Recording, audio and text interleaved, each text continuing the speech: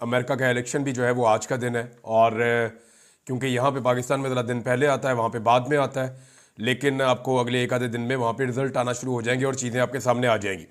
Donald Trump में और कमला Harris में बहुत सख्त मुकाबला है, बड़ा टफ कंपटीशन है ये।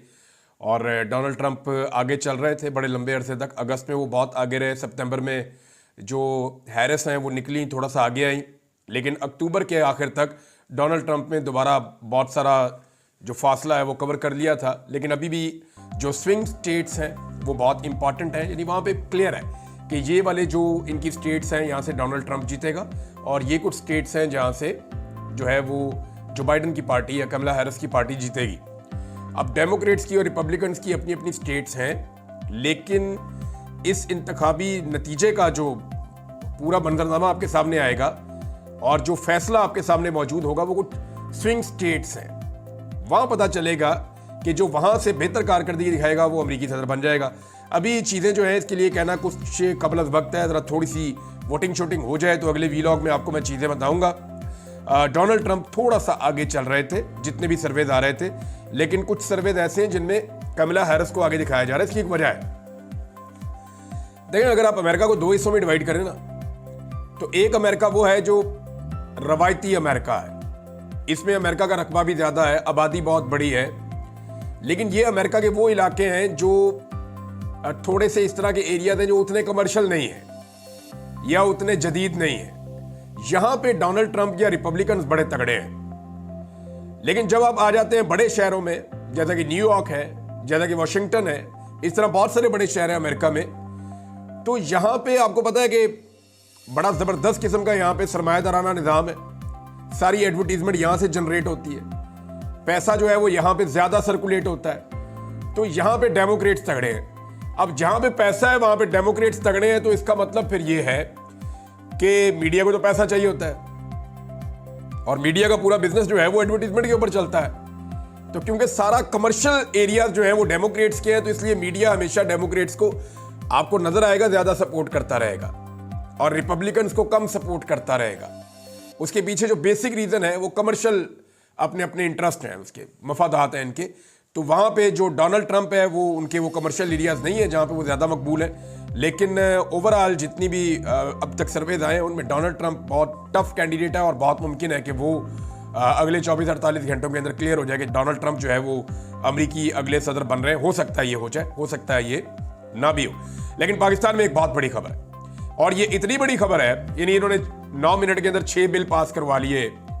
आर्मी चीफ समेत जितने भी सर्विसेज चीफ हैं उन सब की मुद्दत मुलाजमत 3 के बजाय 5 साल होगी। मिसाल के तौर पे इस वक्त जो आर्मी चीफ है उन्होंने 2025 में रिटायर होना था, तो अब वो 2027 में रिटायर होंगे अगर ये कानून जो है उसको चैलेंज ना किया गया या अदालत ने इसके रास्ते में बंद ना बांधा, तो फिर वो 2027 में रिटायर होंगे।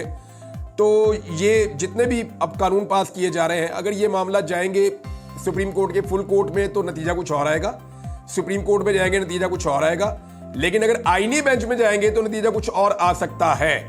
ये मैं आपको इसलिए कह रहा हूं कि देखें बहुत बड़ी खबर है जो मैं अब आपको देने वाला हूं। ये खबर हसनात मलिक साहब लेकर आए थे, मुतीउल्लाह जान साहब के प्रोग्राम में उन्होंने इसको ब्रेक किया था।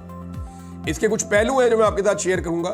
मैं आपको काफी दिनों से कह रहा हूं कि जस्टिस याया अफरीदी साहब के बारे में किसी नतीजे पर पहुंचने से पहले इस बात का इंतजार कीजिए कि वो बड़े मामलात जिसके साथ पूरे पाकिस्तानी जुड़े हुए हैं उन मामलात पे क्या ओपिनियन लेते हैं जस्टिस याया अफरीदी।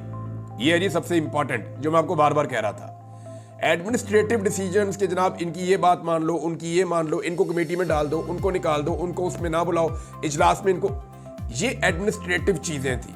खदीजा शाह को बुला लिया कैदियों के हवाले से, एक बंदा नून लीग का शामिल कर दिया आज चीमा, एक बंदा पीटीआई का शामिल कर दिया खदीजा शाह। ये कुछ ऐसी चीजें थी कि आप एडमिनिस्ट्रेटिव डिसीजन है, आप इंतजामी किस्म के मामलात हैं, इन पे आप फैसला नहीं कर सकते कि इस वक्त जो नए चीफ जस्टिस आए हैं इंसाफ की फराहमी में वो जस्टिस काजी फायद ईसा जैसे हैं, जस्टिस उमर ता बंदयाल जैसे हैं, या वो एक बेहतर चीफ जस्टिस है। ये तो आपको पता चलेगा जब वो उनके फैसले सामने आएंगे। अभी एक बहुत बड़ी चीज सामने आई जो मैं आपके साथ शेयर करने वाला हूं। मुतीउल्लाह जान साहब के प्रोग्राम में हसनात मलिक साहब ने बताया कि जुमेरात के दिन होता है प्रैक्टिस एंड प्रोसीजर कमेटी का मीटिंग। अब ये जो मीटिंग होती है प्रैक्टिस एंड प्रोसीजर कमेटी की, ये प्रैक्टिस एंड प्रोसीजर एक्ट के मुताबिक होती है। ये वो एक्ट है जो हुकूमत ने बनाकर रखा हुआ है। ना सिर्फ हुकूमत ने बनाया हुआ है बल्कि इस एक्ट में एक सदारती ऑर्डिनेंस के जरिए तरमीम भी कर दी थी। आप उस तरमीम को भी शामिल करते हैं। इसी एक्ट के तहत जुमेरात वाले दिन एक मीटिंग हुई थी जिसमें बाइकआउट कर दिया था मंसूर अली शाह साहब ने। जब काजी फायद ईसा चीफ जस्टिस थे तो चीफ जस्टिस ने क्या किया था कि 2 ही जज बैठ गए और बैठ के उन्होंने बेंच बना के और काम कर दिया, इख्तियार को इस्तेमाल कर दिया। इस एक्ट के अंदर यह लिखा हुआ है कि अगर चीफ जस्टिस भी कमेटी के इजलास में शिरकत ना करे तो दूसरे 2 जजेस कमेटी के इजलास में बैठ के फैसला कर सकते हैं। अब हुआ यह कि जुमेरात को 31 तारीख थी, 31 अक्टूबर, तो दोनों जो मुअज़्ज़िज़ जज साहिबान हैं जिनको कमेटी में खुद शामिल किया है और खुद बताया जस्टिस याह्या अफरीदी साहब ने, उन दोनों जज साहिबान ने राब्ता किया जस्टिस याह्या अफरीदी साहब से और उन्हें कहा जी कि कमेटी का इजलास है, आ जाए। तो जस्टिस याह्या अफरीदी साहब जो चीफ जस्टिस ऑफ पाकिस्तान है वो उस कमेटी के इजलास में शरीक नहीं हुए, लेकिन वो इजलास फिर भी हुआ, वो मीटिंग हुई। उस मीटिंग के अंदर जो है वो जस्टिस मंसूर अली शाह और जस्टिस मुनीब अख्तर बैठे और उन दोनों जजेस ने उस कमेटी के मिनट्स जारी करने का भी हुक्म दिया। ये डायरेक्शन दी कि इसके मिनट्स को जारी किया जाए और उसके अंदर यह फैसला किया गया उस कमेटी में कि जितनी भी आईनी पिटीशंस आई हैं 26वीं आईनी तरमीम के हवाले से जितनी दरखास्तें आई हैं इन सबको इकट्ठा करके 4 तारीख बरोज सोमवार यानी पीर वाले दिन 4 तारीख को, यानी कल जो दिन गुजर गया है, इन सबको सुप्रीम कोर्ट ऑफ पाकिस्तान में लगाया जाए और सुप्रीम कोर्ट ऑफ पाकिस्तान का फुल कोर्ट यानी तमाम जजेस बैठकर इस केस को सुने। तो ये प्रैक्टिस एंड प्रोसीजर कमेटी ने यह फैसला कर दिया और डायरेक्शन जारी कर दी इस फैसले को जारी भी कर दिया जाए और कॉज लिस्ट के अंदर बाकायदा डाल दिया जाए कि ये केस फुल कोर्ट सुनेगा और 4 तारीख को सुनेगा। ये हो गया जनाब फैसला। अब होना तो ये चाहिए था उसूल के मुताबिक, कानून और ज़ाब्ते के मुताबिक, कि कॉज लिस्ट भी जारी होती, इसके मिनट्स भी जारी किए जाते और ये फैसला इसके ऊपर अमल दरामद होता। लेकिन हुआ ये कि सबसे पहले तो जस्टिस याह्या अफरीदी साहब उसके अंदर बैठे नहीं, कमेटी में जो प्रैक्टिस एंड प्रोसीजर कमेटी उसमें वो नहीं बैठे। नंबर 2 काम ये हुआ कि इसके मिनट्स भी जारी नहीं किए गए अदालती अमले की जानिब से। नंबर 3 काम ये हुआ कि जो बेंच बनाने का हुक्म दिया गया था उस कमेटी की जानिब से वो बेंच भी नहीं बनाया गया। और जो चौथा काम हुआ वो ज्यादा खतरनाक है, वो ये हुआ कि इससे पहले कि ये कमेटी बैठती या इससे पहले कि एक फुल कोर्ट बैठकर 26वीं आईनी तरमीम के ऊपर केस को सुनता और ये फैसला करता कि आया ये तरमीम ठीक हुई है या गलत हुई है। अगर ये तरमीम गलत हुई है तो कलअदम होकर खत्म हो जाती, अगर ये तरमीम ठीक हुई है तो फिर ये तरमीम अपनी जगह पे मौजूद रहती। अब इससे पहले फौरी तौर पे जस्टिस याह्या अफरीदी साहब ने जुडिशल कमीशन का इजलास बुला लिया। देखिए, जुडिशल कमीशन का इजलास जब बुला लिया जाएगा तो फिर क्या बनेगा? आईनी बेंच। हुकूमत अपनी मर्जी का आईनी बेंच बना देगी। जब हुकूमत अपनी मर्जी का आईनी बेंच बना देगी तो हुकूमत की कोशिश होगी कि उसके बाद जितने कानून बनाए जाए, चाहे वो सही है या गलत है, आईनी तरमीम का मामला हो सही है या गलत है, तमाम चीजें उस बेंच के पास भेजी जाए, क्योंकि वो बेंच हुकूमत ने अपनी मर्जी का बनाया हुआ है। लिहाजा वो तमाम चीजें हुकूमत की मर्जी के बेंच में चैलेंज होंगी। मिसाल के तौर पर ये जो आर्मी चीफ की तौसी वाला मामला है या बाकी सर्विसेज चीफ जो है उनकी तौसी वाला मामला है, इसको कुछ जाके चैलेंज करना चाहता है, इस वक्त तक चैलेंज करेगा तो ये जाके सुप्रीम कोर्ट ऑफ पाकिस्तान में चैलेंज हो सकता है। अगर आईनी तरमीम को चैलेंज करेगा फिर तो सारा कुछ ही खत्म हो जाएगा। लेकिन अगर इसको चैलेंज करता है तो अभी तो सुप्रीम कोर्ट में होगा, लेकिन बाद में ये आईनी बेंच के पास जाएगा। तो इसलिए मुझे ऐसा लगा कि बजाय इसके, ये इससे आप अखज़ कर सकते हैं, सारे कोर्ट रिपोर्टर्स भी यही कह रहे हैं कि एक्चुअली याह्या अफरीदी साहब ने यह किया कि वो ये चाह रहे हैं कि इससे पहले कि 26वीं आईनी तरमीम का तनाज़ा सुप्रीम कोर्ट ऑफ पाकिस्तान में सुना जाए, उससे पहले आईनी बेंच बना दिया जाए ताकि सारा मामला उधर चला जाए। और ये जो आईनी तरमीम की गई है, अब पहले आप ये देख लें कि इसके बाद हुआ क्या। एक तो जो जज साहिबान है उन्होंने अफसोस का इजहार किया, फिर दोनों मुअज़्ज़िज़ जज साहिबान जो प्रैक्टिस एंड प्रोसीजर कमेटी का हिस्सा हैं, उन दोनों जज साहिबान ने एक खत लिखा जस्टिस याह्या अफरीदी साहब को। और खत के अंदर दोनों जज साहिबान ने यह कहा कि जी उन्हें बहुत अफसोस हुआ इस बात के ऊपर और उनके तहफ़्फ़ुज़ात भी हैं इस बात के ऊपर, और साथ ही साथ उन्होंने ये मुतालबा भी किया और इस उम्मीद का इजहार भी किया कि जो बेंच बनाने के लिए हमने कहा है वो बेंच इसी हफ्ते में बन जाएगा और इसी हफ्ते में 26वीं आईनी तरमीम के खिलाफ जितने केसेस हैं वो सारे फुल कोर्ट के अंदर सुले जाएंगे। ये उन्होंने मुतालबा भी कर दिया कि इसी हफ्ते ये किया जाए।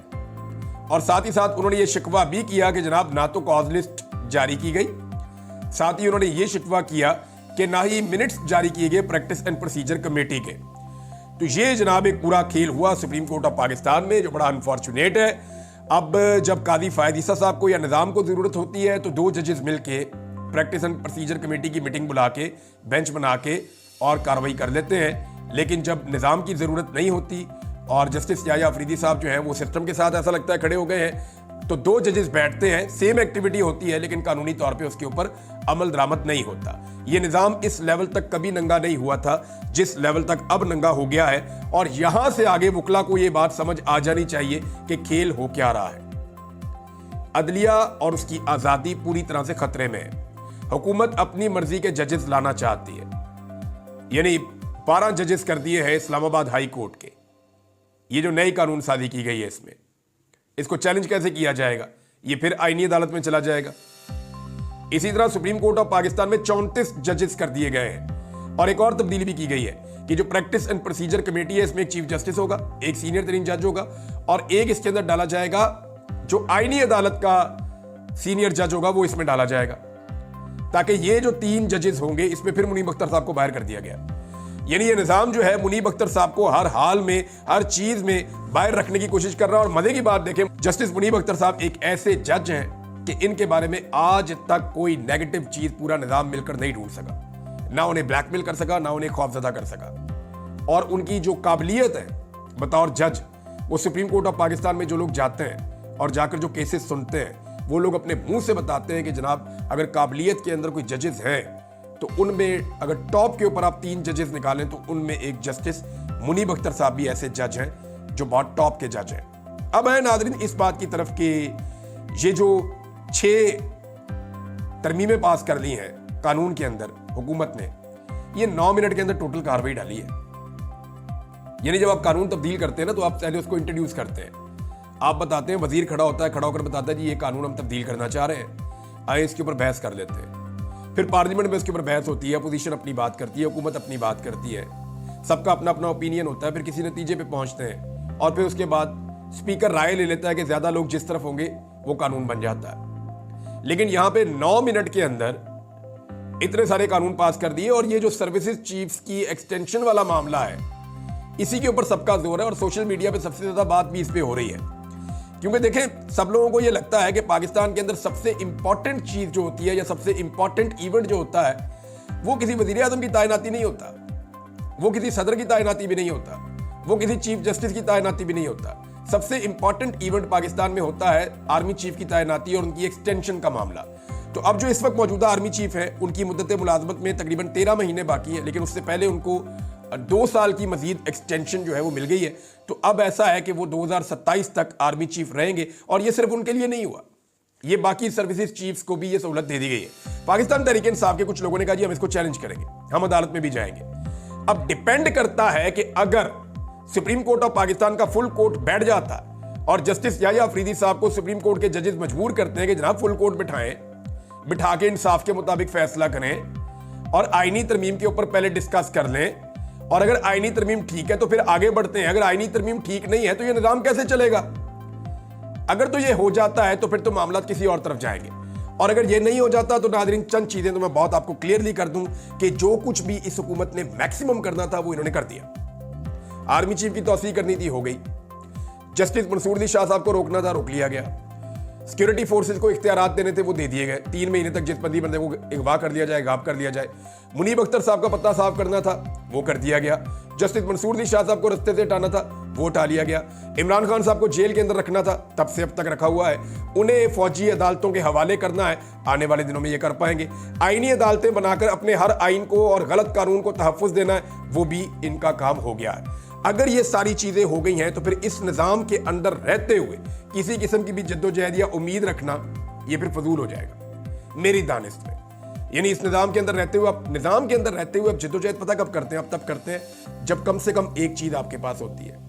वैसे तो मुआशरों में लोगों के पास बहुत सारी चीज़ें होती हैं ना, मुआशरे इखलाकियात की बुनियाद पे भी खड़े होते हैं, मुआशरों के अंदर बहुत सारी चीज़ें होती हैं, रूल ऑफ लॉ होता है, आज़ादी इज़हार राय होती है। पाकिस्तान में कुछ भी नहीं है। पाकिस्तान में जो कम से कम हो सकता है ना, जो कम से कम हो सकता है कि आप निज़ाम में रह के लड़ने की कोशिश कर रहे हैं या निज़ाम में रहकर बेहतरी की कोशिश कर रहे हैं, तो कम से कम जो सहूलत आपको मैसर होनी चाहिए वो होनी चाहिए अदलिया की आज़ादी और वहां से इंसाफ का हुसूल। जब तक आपको अदालत इंसाफ देती रहती है, आप निज़ाम के अंदर रह के निज़ाम के साथ चिमटे रहते हैं, उसी निज़ाम में आप टकरे मारते रहते हैं कि इंसाफ मिलेगा, ये दरवाज़ा खुलेगा, मैं कोशिश करूंगा।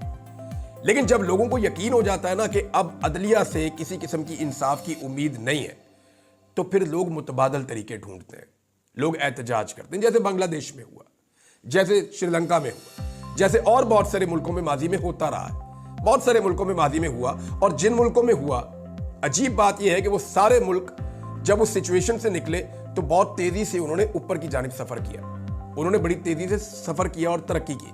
तो पाकिस्तानियों के लिए ये बड़ा इंपॉर्टेंट टाइम है। पाकिस्तानियों को ये देखना पड़ेगा कि क्या उनके पास उम्मीद बाकी है कि इस सिस्टम के अंदर उन्हें इंसाफ मिलेगा। अगर ये सारा प्रोजेक्ट मुकम्मल हो जाता है और अदलिया के अंदर से किसी किस्म का इंसाफ नहीं मिलता, तो फिर पाकिस्तानियों को मुतबादल रास्ते की तरफ जाना पड़ेगा। उन्हें वो रास्ता चुनना पड़ेगा जिसके बारे में सलमान अकरम राजा साहब या इमरान खान साहब बार बार कह रहे हैं। मुराद सईद भी उसके बारे में ट्वीट्स करते रहते हैं। जो पाकिस्तान तरीके इंसाफ के बाहर रहनुमा मौजूद है वो भी ये बात करते हैं, जो मुल्क के अंदर है वो भी ये बात करते हैं कि फाइनली आपको सड़कों पे आना पड़ेगा पाकिस्तानियों को, और पाकिस्तानियों को सड़कों पर आकर इस जालिमाना निज़ाम को शिकस्त देनी पड़ेगी। फिर ये रास्ता बाकी बच जाता है, इसके अलावा फिर कोई और रास्ता रहता नहीं है। अब अमेरिकी इलेक्शन में वैसे मैं जाते जाते आपको बताऊं, पाकिस्तानियों को कभी इतनी दिलचस्पी नहीं थी जितनी दिलचस्पी अब है पाकिस्तानियों को। देखिए, उसकी एक वजह यह है कि डोनाल्ड ट्रंप को लेकर पाकिस्तानियों को यह लगता है कि शायद डोनाल्ड ट्रंप पाकिस्तान में इंसानी हुकूक के खिलाफ बात करेगा या खड़ा होगा। तो मैं एक बात आपको कहना चाहता हूं कि डोनाल्ड ट्रंप जीते या डेमोक्रेट्स जीते, फर्क कोई नहीं पड़ता। जो कौम या जो लोग अपने हक के लिए खुद नहीं खड़े हो सकते ना, उनके लिए कोई बाहर वाला खड़ा नहीं होता। और अगर खड़ा होता भी है ना, तो उसके खड़े होने की कोई औकात नहीं होती। जितना मर्जी आप जोर लगा लें, जितनी मर्जी आप कोशिश कर लें, बाहर वाले जो मर्जी करते रहे, वो पाकिस्तानियों की किस्मत नहीं बदल सकते। आपकी किस्मत तभी बदलेगी जब आप ये फैसला करेंगे कि आपने अपनी किस्मत बदलनी है और आपने अपने फैसले खुद करने हैं। हर चीज की एक कीमत होती है, अगर आप वो चुकाने के लिए तैयार हैं तो फिर आपको किसी डोनाल्ड ट्रंप की तरफ नहीं देखना पड़ेगा। अब तक के लिए इतना ही। अपना ख्याल रखिएगा, अपने इस चैनल का भी। अल्लाह हाफ़िज़।